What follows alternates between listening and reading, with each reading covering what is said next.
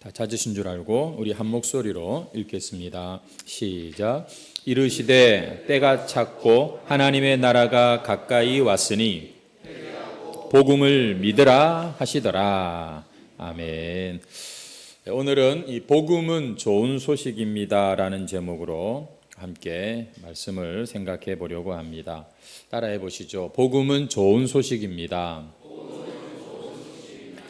혹시 여러분 이런 경험이 있으십니까? 누군가가 여러분에게 야, 좋은 소식이 있는데 이러면서 그 얘기를 쭉 하는데 듣고 보니 그렇게 이게 좋은 소식이지 하는 그런 이야기를 들은 경험 있으신지 모르겠습니다. 예를 들면 야, 요즘 당신 보니까 이 점점 뱃살이 이렇게 나오는데 그 배를 이렇게 들어가게 하는 법을 소식을 가르쳐 알려줄게 라고 얘기는 했는데 결국에 보니까 아침에 일찍 일어나서 과일을 먹고 소식을 하고 그리고 또 운동을 하고 그런 이야기만 잔뜩 한다면 여러분 이게 좋은 소식이라고 할 수 있을까? 오히려 해야 할 일만 더 많아진 느낌?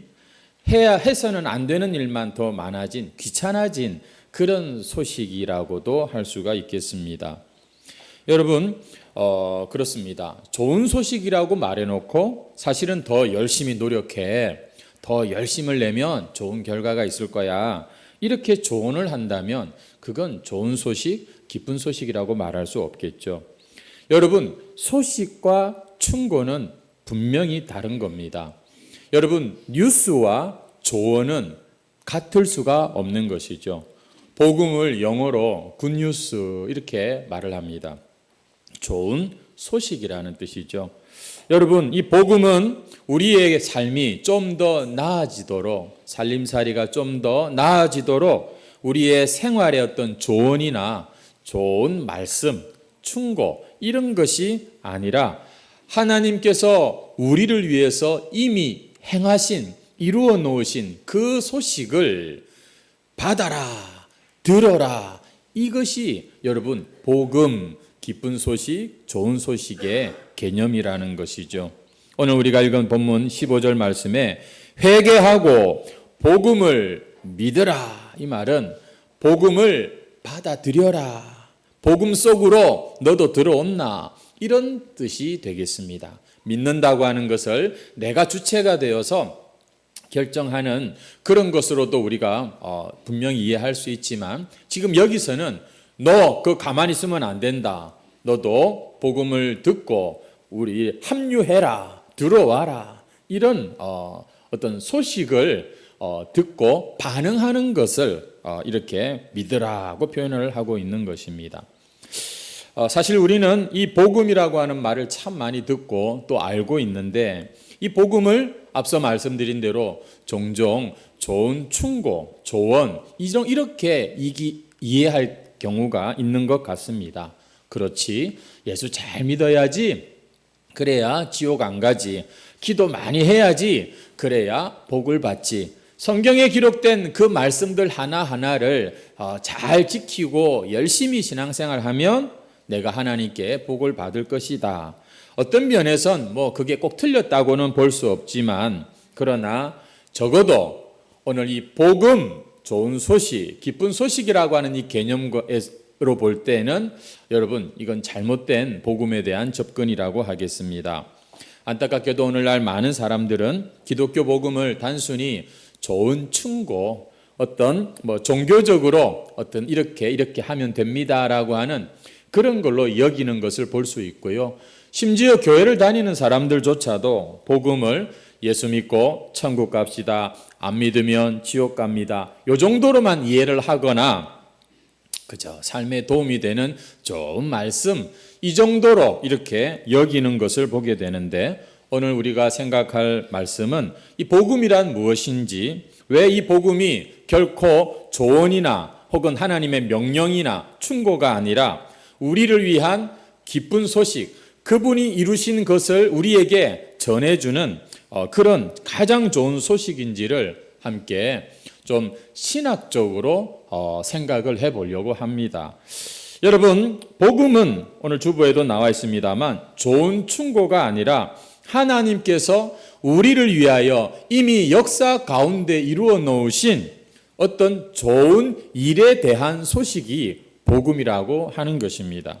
많은 사람들이 복음을 마치 이렇게 살아야 하나님께 사랑을 받지, 이렇게 해야 복을 받지 라는 식의 조언과 충고로 이해하지만, 사실 성경에서 말하는 복음은 그런 행동 지침이 아니라 실제 일어난 어떤 일에 대한 선포인 것입니다. 그것도 하나님께서 계획하시고 이루신 그 어떤 일에 대한 그 선포에 우리가 그냥 그것을 받아들이는 이런 구도로 우리는 이 복음과 이 신앙을 이해를 해야 되는 겁니다. 마치 옛날 전쟁터에서 전령이 승리의 소식을 들고 달려 왔던 것처럼 하나님께서 친히 이 구원의 역사를 이루시고 승리하시고 성취하신 그 내용을 우리에게 발표하시는 것이 바로 이 성경에 기록된 복음의 모습이라는 것입니다. 그래서 복된 소식, 굿뉴스, 좋은 소식, 기쁜 소식, 이렇게 우리는 조언이 아니라 뉴스로 받아들여야 된다는 것입니다. 이해가 되시죠? 한번 따라 합시다. 복음은 조언이 아니라 뉴스입니다. 여러분, 그냥 우리가 유튜브나 TV에서 뉴스 많이 듣잖아요. 이런 일이? 라고 우리는 그저 반응하는데, 복음이 그와 같다는 겁니다. 그래서 바울도 복음에 대해서 말하기를, 그리스도께서 성경대로 우리 죄를 위하여 죽으시고 장사 지낸 바 되셨다가 성경대로 사흘 만에 살아나셨다. 이것이 바울이 전파하는 복음의 핵심 내용이었습니다. 예수님이 죽으셨고 그분이 다시 살아나셨다. 여러분, 이것이 우리에게 얼마나 기쁜 소식인지 아냐? 라고 하면서 이제 조금 더 자세하게 풀어줄 수는 있겠지만, 복음은 처음부터 여러분 너 이렇게 해야 돼, 이렇게 해야 돼, 이게 아니라 이루어졌어, 그런 일이 일어났대 하면서 우리에게 찾아온 뉴스라고 하는 것이죠. 복음은 우리의 노력과 공로를 통해서 하나님께 나아가는 것이 아니라 그 하나님의 은혜로우신 그 어떤 행위, 그 어떤 열심을 우리에게 선포하는 것입니다. 내가 노력해서 하나님께 나아가는 것이 아니라 하나님이 우리에게 찾아오신 그 사건을 알려주는 것이 복음이라고 하는 것이죠. 이것을 개혁주의 신학에서는 인간의 이 전적 타락, 이렇게 이야기를 합니다. 전적 타락이라는 말은 우리 안에서는 도무지 스스로 구원할 길이 없고 방법이 없고 능력이 없어서 외부로부터 우리에게 구원의 손길이 찾아왔고, 그것을 우리가 이제 붙드는 그런 것으로 전적 타락이라고 말합니다. 이 말은 아무리 우리가 열심을 내어도 우리는 하나님께 갈 수 없고 구원 받을 수가 없고, 구원은 전적으로 하나님의 행위요, 하나님께서 일하신 그 하나님의 주권을 선언하는 게 바로 복음이라고 하는 것입니다. 그래서 인간은 죄로 말미암아 스스로는 하나님 구원에 이를 능력이 없었지만, 그 모습을 보시는 하나님께서 친히 언약을 맺으시고 그 언약을 이루시며 승리하신 것이 복음이라는 것이죠. 그래서 복음은 단순히 언약이 이루어진 정도가 아니라 하나님의 나라의 왕이신 예수님께서 이제 이 세상을 다스리는 그런 어떤 왕에 대한 소식이라고도 말할 수 있습니다. 로마 제국 당시에 황제가 전쟁에서 승리를 하면 각 지역에 전령들을 막 보냅니다. 황제가 이겼다, 승리했다, 이 소식을 막 전하게 되는 것이죠. 그러면은 그 소식을 들은 백성들은 이제 자기들이 피난을 가야 되나, 아니면 무슨 꽃갱이라도 들고 우리도 싸워야 되나, 이런 걱정과 근심, 어떤 자기들이 싸워야 되나 말아야 되나 하는 그런 부담에서 해방이 되는 겁니다. 황제가 전쟁에서 승리했기 때문이죠. 오히려 그 황제의 승리로 인한 평화와 그 어떤 결과를 기뻐하고 환영하는 것, 여러분 이것이 바로 왕의 복음, 왕의 소식이고 우리가 오늘날 이 교회로 이 세상을 향하여서 예수님이 승리하셨습니다. 이 복음을 전파할 때 그것은 죄에 매여 종로로 타는 자들에겐 해방과 기쁨의 소식이 되는 것입니다. 여러분 이렇게 우리가 믿고 우리가 잘 아는 이 복음은 본질적으로 하나님의 이야기를 하나님께서 특별히 우리의 왕이 되시는 그런 선언이라고 우리가 볼 수가 있는 것입니다.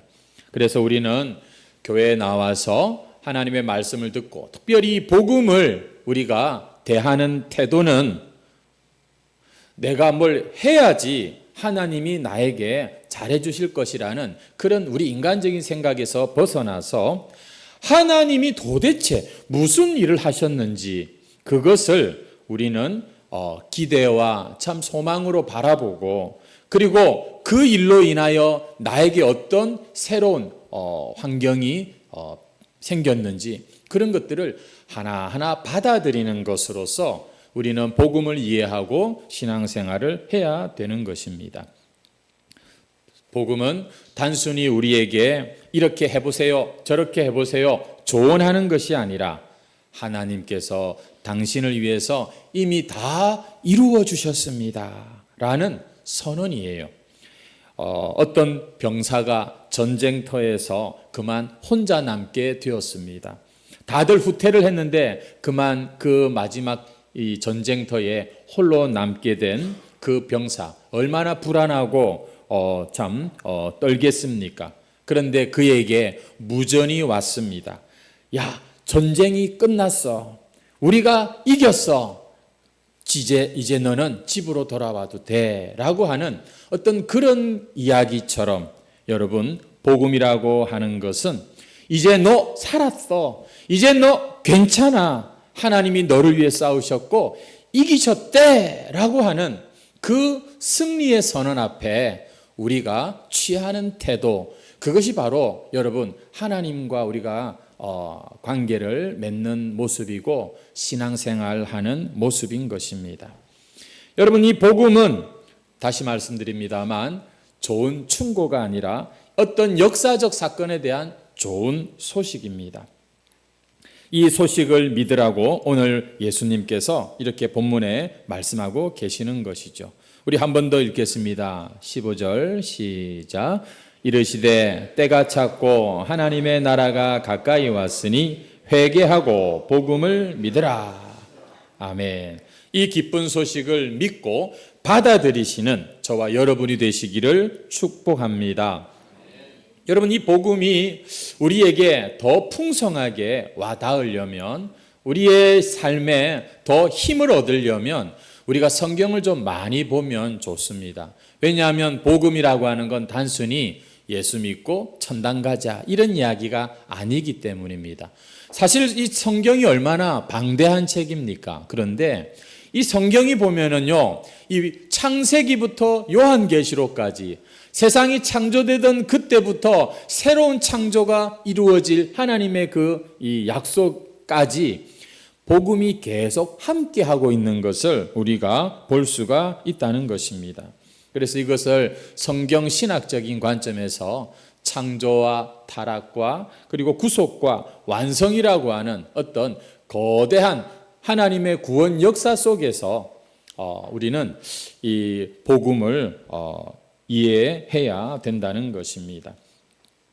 그래서 성경이 전체적인 이 큰 그림 속에서 복음이 어떻게 흐르고 있는가 한번 따라해 보시겠습니까? 창조, 타락, 구속, 완성.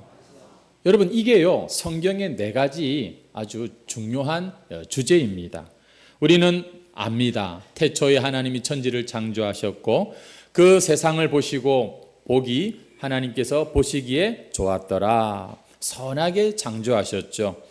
하나님은 특별히 인간이라고 하는 존재를 하나님의 형상으로 지으시면서 하나님 당신과 교제하고 하나님을 대신하는 에덴의 그 하나님 당시 하나님 나라의 대리 통치자로 세우셨죠. 그때 하나님과 이 인간 아담 사이에는 언약이라고 하는 그런 관계였는데 하나님께서는 그에게 복을 주시고 그는 하나님께 순종하는 그런 자로 그렇게 관계를 맺으셨죠. 하나님께서 보실 때 심히 좋았던 그 창조 세계, 정말 보시기에만 좋은 정도가 아니라 진짜 평화롭고 그리고 조화로운 질서의 세계였습니다. 우리가 흔히 인간의 행복을 찾아서 사람들이 헤매이는데 적어도 이 성경의 말씀을 보니까 그리고 성경을 믿는 사람이라면 우리의 행복은 다른 데 있는 것이 아니구나. 하나님과 올바른 관계를 맺고 그 하나님께 우리가 순종하며 따를 때 그분이 주시는 그 복이라고 하는 것도 여러 가지가 있습니다만 바로 하나님 자신이 복입니다.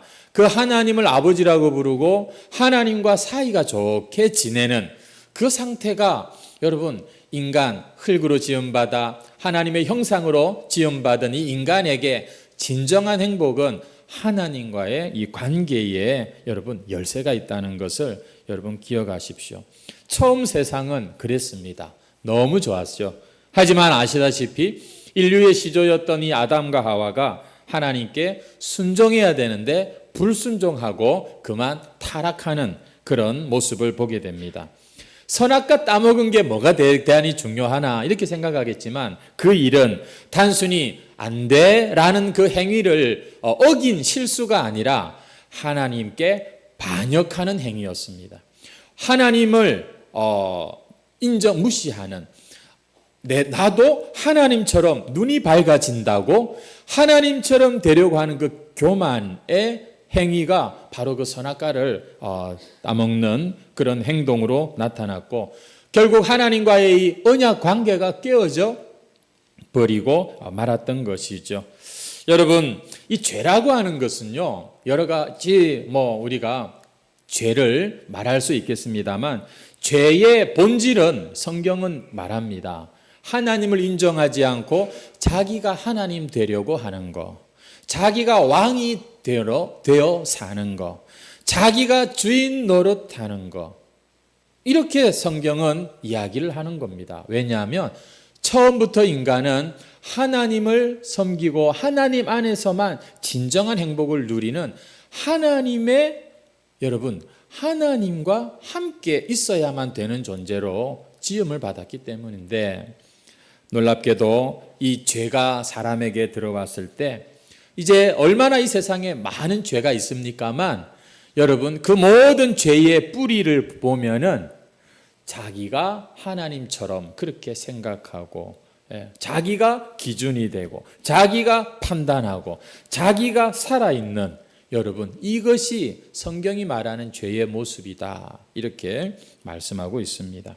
이것을 개혁주의 신학에서는 전적 부패 이렇게 이제 인간은 스스로 하나님께 돌아갈 수 없는 죄인의 상태가 되었다.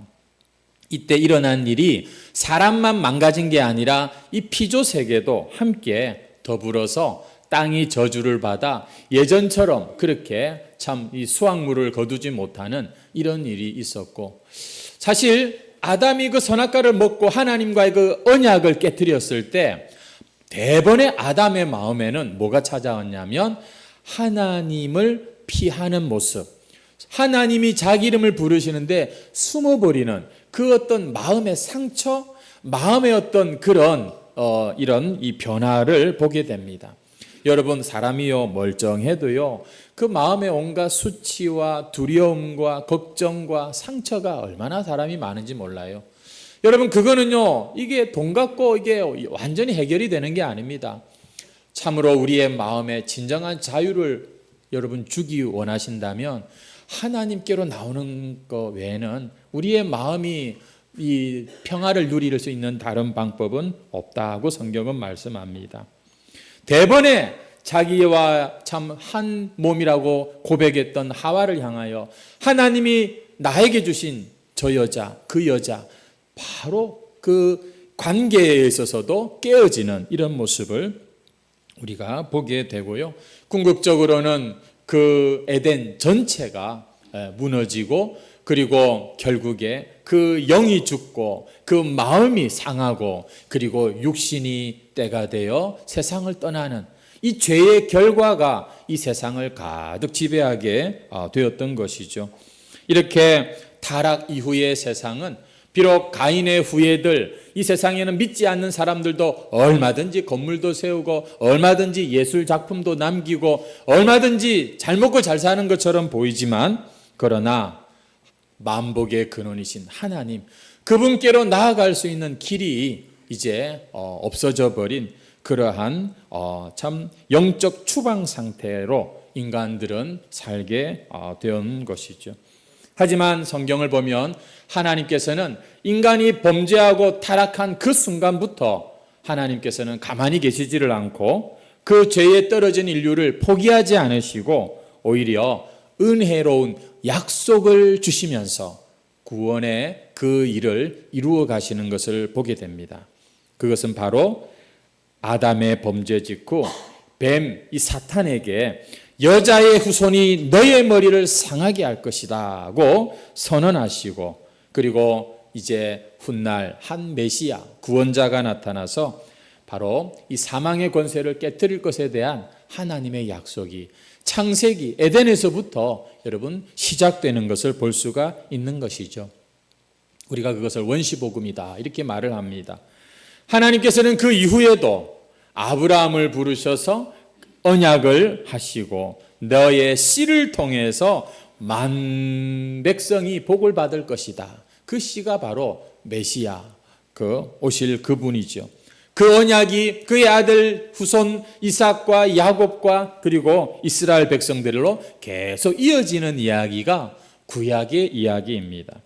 여러분, 이스라엘 역사 가운데 하나님께서는 특별히 모세를 불러서 율법을 주십니다. 그 율법의 내용이 딴 게 아닙니다. 하나님께 나아가는 방법이 엄청난 수많은 이 제물들의 피 흘림으로 말미암아 이루어지는 것이죠. 제사 방법, 백성들이 어떻게 하면 정결할 수 있는지, 하나님과 공존할 수 있는지 그 방법인데요.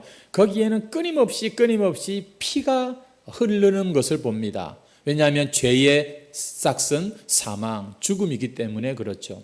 이건 이 죄가 우리가 인간이 생각하는 것보다 얼마나 이게 치명적이고 끔찍한 것인지를 보여주는 것이고, 그러한 율법서의 수많은 제사와 희생 제도는 결국 하나님께로부터는 어린 양, 속죄의 제물이 되실 그 예수님의 그림자로 기록되어 있는 것을 보게 됩니다. 하나님께서는 나중에 또 다윗에게 언약을 주시죠. 내가 너의 왕위를 영원토록 지켜주겠다. 너의 후손 중에 내가 영원한 왕을 세우겠다는 그런 의미입니다. 선지자들도 이 오실 메시아에 대한 그 하나님의 약속을 이루실 그분에 대한 예언으로 얼마나 참 자신들이 그렇게 많이 기록하고 있는지 몰라요. 이사야는 그 여호와의 종은 우리의 죄악을 짊어진 하나님의 어린 양이다, 이렇게 예언하였고, 예레미야는 이제 그분으로 인하여 하나님께서는 우리 안에 새 영을 주시고 우리의 마음판에 새 율법을 기록하실 것이다, 이런 약속도 하셨고, 결국 이 모든 약속들이 누구에게서 이루어집니까? 바로 때가 참에 다윗의 후손으로 오신 예수 그리스도를 통해서 이루어지는 이야기, 그게 바로 이 성경의 이야기인 것이죠. 예수님께서는 두 번째 아담, 마지막 아담으로 이 땅에 오셔서 첫째 아담이 했던 그 불순종이 아니라 온전한 순종의 모습으로 우리 대신 십자가에 못 박히시고 다 이루었다 이러시면서 구원의 값을 지불하십니다. 뿐만 아니라 사흘 만에 죽음을 이기고 부활하심으로써 죄와 사망의 권세도 깨뜨리고 하나님의 새 나라의 그런 첫 열매가 되기도 하시죠.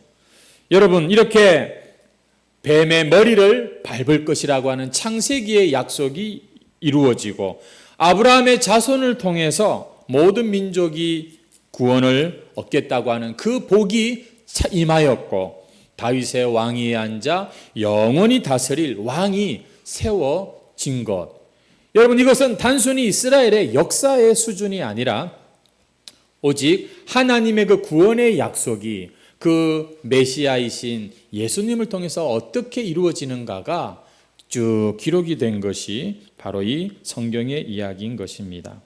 이렇게 예수님께서 약속되었고 성경대로 예수님께서 죽으시고 부활하신 이 사건은 여러분 인류 역사 가운데 참으로 정말 결정적이고 최고의 사건이 아닐 수가 없는데요. 그것은 단순히 하나님의 아들이 오셔서 십자가에서 못 박혀 죽으신 것이 너무나 가슴 아픈 일이기 때문이 아니라 바로 그 예수님의 십자가와 부활로 인하여서 하나님의 나라가 이 땅에 침투하기 시작했기 때문입니다. 여러분, 예수님이 부활하고 승천하셔서 하늘과 땅의 모든 권세를 받으신 왕이 되셨을 때 여러분, 이 땅에는 성령이 찾아오시게 되었습니다. 이제 모든 믿는 자의 마음에 하나님이 찾아오는 새로운 시대가 열리게 된 것이고요. 그 결과 초대교회의 모습을 보니까 이 복음을 믿는 자마다 죄사함 그리고 성령의 이 새 생명의 역사가 여러분 그들 안에서 이루어지는 것을 우리가 볼 수 있는 것이고요. 그 역사가 지금까지 교회 안에 계속해서 이어져 오고 있다는 것입니다. 예전에는 상상할 수 없는 하나님을 모르던 이방인들에게까지 이 복음이 전해져서 계속해서 지금도 이 복음은 많은 사람들을 하나님의 나라로 들어오게 하는 그런 도구로 쓰임을 받고 있다는 것이죠. 물론 우리가 바라보는 이 세상은 지금도 여전히 악이 성행하고 눈물이 참 마르지 않는 그러한 곳입니다. 여전히 죄의 흔적들이 남아있고 또 악은 여전히 득세하는 것처럼 보입니다만 여러분, 성경은 분명하게 말합니다. 이미 예수 그리스도의 승리로 하나님의 통치가 시작이 되었고 우리는 이제 그 완성될 하나님의 나라를 소망하는 자들이다. 그래서 성경의 마지막 책 요한계시록을 보면은 예수님이 다시 오셔서 그 하나님의 이 새 역사가 어떻게 될 것인지를 잘 보여주고 있는 것이죠. 그때가 되면은 원래 하나님이 의도하신 그 새하늘 새 땅 보시기에 좋았던 회복의 역사가 일어나게 될 것이다 라고 성경은 말씀하고 있는 것입니다. 여러분, 복음은 이렇게 예수님이 나의 죄값을 치르셔서 이제 나는 죽으면 천국 가, 이 정도에서 그치는 그런 이야기가 아니라 그보다 훨씬 더 풍성한 여러분 이야기라는 말씀입니다. 복음은 내가 구원받는 이야기이기도 하지만 하나님께서 새로운 나라를 시작하셨고 그 나라가 장차 우리 앞에 펼쳐질 것에 대한 그런 이야기입니다. 이것이 복음으로 인하여 이루어져 가고 있다는 것이죠. 우리는 오늘 이 복음의 말씀 앞에서 참 두 가지 중요한 도전을 받게 됩니다. 첫째는 뭐냐면 우리가 이 복음을 통해서 먼저 배우게 되는 것은 내가 뭘 해야 되는가 보다도 하나님께서 이렇게 일하시는구나. 하나님의 이 주권적인 사랑과 이 역사를 보게 되는 것입니다. 알고 보니 이 역사의 주인이신 하나님께서는 처음부터 그 언약을 신실하게 수천 년에 걸쳐 우리 인류 역사 가운데 지켜오셨고 이루어 오셨고 그리고 때가 참에 마침내 이 세상 가운데 육신으로 오셔서 그 하나님의 참 이 구원자 예수 그리스도께서는 이 죄를 자신의 육신으로 여러분 갚아주시고 그리고 우리에게 새 생명을 주신 것입니다. 여러분, 그래서 우리는 이 구원 그리고 우리의 신앙생활 그리고 우리가 참 이 복음 이런 것을 생각할 때 우리는 먼저 겸손하게 받아들이는 자세가 되어야 마땅합니다. 내가 교회 안에서 이런 사람이야. 명함을 돌리지 마십시오. 여러분, 우리는 복음 앞에서 아무 할 말이 없습니다. 아니, 할 말이 있다면 하나님, 우리의 구원은 하나님으로 말미암는 것입니다. 주님께서 이루신 일이십니다. 감사하고 찬양하는 것이 복음을 믿는 자의 올바른 반응이고 바로 복음을 받은 자들이 해야 할 참 그런 유일한 행동이 되는 것입니다. 오늘 여러분의 마음에 하나님의 이 복음 앞에서 그것을 다시 한번 겸손히 받아들일 수 있는 은혜가 있기를 주의 이름으로 축원합니다. 또 한 가지, 우리는 이 예수 그리스도께서 이 땅에 참 죽으시고 부활하사 온 우주 만물의 주인이 되시고 왕이 되셨다고 하는 이 사실을 기억하고 신앙생활을 해야 되는 겁니다.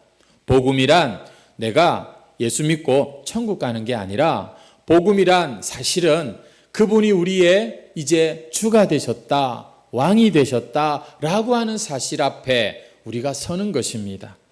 그래서 우리의 삶 가운데 여러분, 나의 행위와 노력이 조건이 아니고요. 그 왕 되신 주님 앞에서 내 위치를 찾고 나의 삶을 온전히 그분을 의지하고 따라가는 그것이 바로 그 나라에 속한 자요, 그 복음에 합당한 백성들의 모습이라는 것입니다. 여러분은 주인이 있는 몸이에요.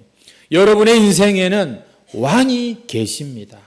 세상은 내가 왕처럼, 내가 주인처럼 그렇게 살라고 하지만 우리는 엄연하게 참된 주인을 모시고 참된 왕을 섬기는 그 나라의 백성이요, 그 나라의 신하들인 줄 믿습니다. 우리가 이 사실을 기억하고 우리는 복음 앞에 합당한 삶을 살아야 되는 것입니다. 단지 내 죄 문제만 해결하고 끝나는 정도가 아니라 우리를 하나님 그분의 나라라고 하는 말은 다스린다, 통치를 의미하거든요. 그분의 통치 아래 우리를 부르시고 하나님의 이 새 나라, 새 창조의 역사에 우리를 동참시키고 계시는 여러분, 이 초대가 바로 복음인 것입니다. 와, 딱 듣고 보니 복음이 대단하네 이런 생각이 들겠지만 그 위대한 복음이 그렇다면 오늘 나에게는 어떤 의미가 있습니까? 복음은 오늘 우리의 인생의 모든 문제에 답을 주는 것입니다. 교회는 교회고 학교는 학교고 내 인생은 내 인생 아닌가요? 그런데 여러분, 복음은 우리 인생의 모든 문제에 답을 주는 하나님의 능력이라는 것입니다. 겉보기에 사람들이 보면은요, 참 요즘 잘 사는 것 같아요. 멋있고 또 편리하게. 하지만 앞서 말씀드린 대로 그 내면에 보면 얼마나 참 혼란과 또 낙심과 상처와 또 어떤 죄책감, 압박감 이런 것들을 많이 가지고 사는지 모릅니다. 심지어 교회 안의 성도들조차 이 세상과 이 신앙 이 사이에서 방황하거나 무기력하게 주저앉아 있는 이런 모습이 있지는 않습니까? 복음은 이러한 현실 속에서 그저 단순한 교리가 아니라 살아계신 하나님의 복음으로 여러분, 우리의 삶을 변화시키기에 충분한 하나님의 능력인 줄 믿습니다. 그러려면 우리가 이 복음을 좀 이해를 해야 되는 것이죠. 요즘 세상은요, 그게 아주 만연한 것 같습니다. 너 그 나이가 되도록 뭐 했냐? 이 뭔가 우리가 이루어 놓은 것이 바로 우리를 증명하는 그런 세상이지 않습니까? 여러분, 성경은 우리가 참 우리의 어떤 그런 이 모습을 가지고서 하나님 앞에서 참 그 세상에서 하던 버릇, 교회 안에서도 이렇게 와서 하려고 하는데요. 다시 말씀드립니다만 하나님이 나의 주인이시고 그래서 여러분, 우리는 이 세상의 어떤 그런 말에 좀 반항할 줄 알아야 됩니다. 너는 너 자신을 만들어 가야 되고 가꾸어 가야 되고, 성경은 그러나 복음은 말합니다.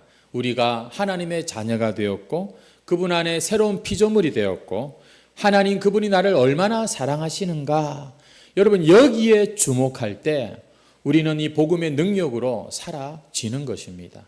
그것은 세상에서 아무런 무기력한 실패자로 살라는 것이 아니라 우리 하나님의 백성들은 그렇게 싸워야 한다는 것입니다.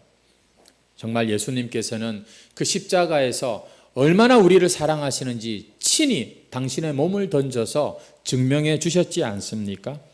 여러분, 사마리아 여인은 여러 사람들과의 관계 속에서 그 마음이 깨어진 채로 낙심하다가 예수님을 만나고 오히려 그 마음의 변화가 되어 온 동네로 가서 예수님을 소개하고 참으로 예수님을 예배하는 그런 변화를 경험하지 않습니까? 우리가 받은 복음도 여러분, 우리를 변화시키기에 충분한 하나님의 능력인 줄 믿습니다. 성도 여러분, 부디 오늘날 이렇게 치열한 경쟁 사회 속에서 끊임없이 자신을 증명해야만 되는 여러분, 이런 압박 속에서 제가 보니까요, 정말 서울에서 직장 생활하는 그런 아주 멋진 청년입니다. 좋은 대학, 좋은 직장, 정말 어떤 스펙도 좋고 합니다만 늘 그 직장 안에서 정말 이 번아웃 되기 직전까지 가고 늘 그 마음 한편에는 뭔가 자신의 그 부족함 때문에 스트레스를 받고 있는, 참 그렇게 좋은 대학 나와서 서울에서 좋은 직장 생활 하는데도 참 저렇게 마음이 힘들구나 하는 것을 볼 때에 여러분, 분명 이 세상이 우리에게 주는 메시지는 거짓된 것이 맞는 것 같습니다. 내가 이룬 만큼 나는 가치 있는 사람이야. 여러분, 그거 거짓말입니다. 우리는 복음에 여러분 속한 자입니다. 하나님이 우리를 사랑하시고 하나님은 우리가 있는 존재 그 모습 그대로를 기쁘게 받아주시고 그렇게 우리를 인정해 주십니다. 그게 내 인생에 무슨 도움이 되냐고요? 여러분, 그 복음 가운데 우리가 계속해서 우리의 마음을 열고 그 복음으로 우리의 마음을 새롭게 가꿀 때 여러분, 거기에 우리 믿는 자들의 이 어떤 경쟁력이 있는 겁니다. 왜 이 진리와 복음이 대단하다, 위대하다 말하면서 이 성경 위에 여러분의 생각과 인생을 여러분 만들어가지 않으시고 세상이 주는 그것을 쫓아서 그렇게 달려가고 계십니까? 복음은 분명히 말합니다. 우리가 아직 죄인 되었을 때에 그리스도께서 우리를 위하여 죽으심으로 하나님이 우리에 대한 그 사랑을 확증하셨다. 성도 여러분, 여러분이 지금 있는 모습 그대로를 하나님께서는 사랑하셨고 그 증거를 이미 보여주신 줄 믿습니다. 내가 무엇을 했건 안 했건 여러분, 그건 중요한 것이 아닙니다. 그보다는 내가 하나님께서 나를 어떻게 보고 계시는가, 여러분, 이 진리를 우리가 듣고 이 복음을 우리가 받아들이는 것이지요. 우리는요, 인생 가운데 내가 뭐 했나 싶은 생각이 들죠. 여러분, 찬양에도 그런 가사가 있는 것을 보았습니다만 내가 제일 잘한 거는 내가 예수 믿은 거라고. 여러분, 우리의 인생 가운데 내가 제일 잘한 일이 뭔지 아십니까?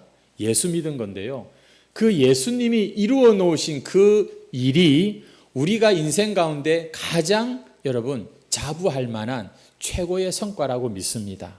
그건 바로 우리의 이 죄악 가운데 출생하여 죄로 먹고 죄로 죽을 수밖에 없는 우리가 이 죄의 문제를 십자가에서 해결한 여러분, 이 성과, 이 업적, 이 예수 그리스도의 이 위대한 일이 여러분 우리의 일이 되었고 우리 인생의 가장 큰 자랑과 여러분 이 업적이 되었다는 사실이지요. 오늘 말씀은 우리에게 그저 좋은 말씀에 불과하고 교회를 나오지만 오히려 더 뭔가를 해야만 되는 이런 부담감에 지쳐있는 우리 성도님들이 계십니까?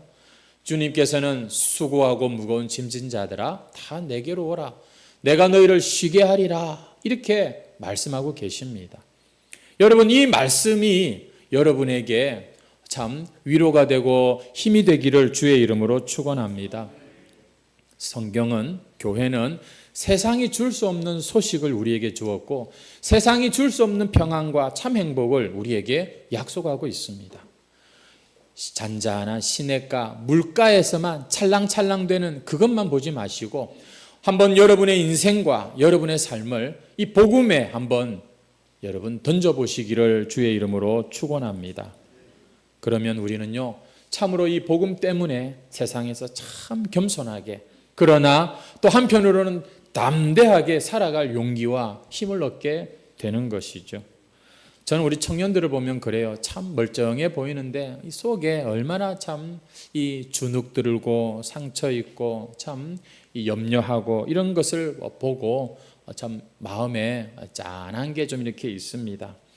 성경은 그러한 자들에게 넌 하나님의 사랑받는 자녀야 이렇게 말씀하고 계십니다. 너는 예수님이 이루신 일로 충분해 이렇게 하나님께서는 복음으로 말씀해 주십니다. 너는 이미 용서받았고 너는 다시 시작할 수 있고 너는 죽어도 다시 살아날 거야 라고 성경은 말씀하고 있는데, 여러분 이 복음이 정말로 우리에게 기쁜 소식이 되어지기를 주의 이름으로 축복합니다. 오늘 이 말씀 앞에 다시 한번 이미 모든 것을 다 이루시고 그 오랜 세월 동안 인내하시면서 그 모든 것을 다 성취하신 예수 그리스도의 이 복음이 저와 여러분의 인생에 새롭고 놀라운 일을 일으키는 그런 새로운 출발이 있기를 주님의 이름으로 축복합니다. 우리 찬양 드리고 기도하겠습니다. 찬송가 615장입니다.